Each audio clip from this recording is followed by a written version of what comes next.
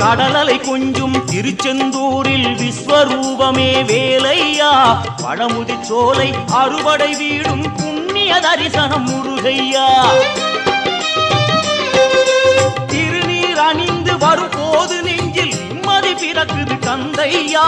சுகனே சிவனார் மகனே உன்னை பாட பாட சுகமாகுதையா வேல் முருகா அரோகரா அரோகரா வேல் முருகா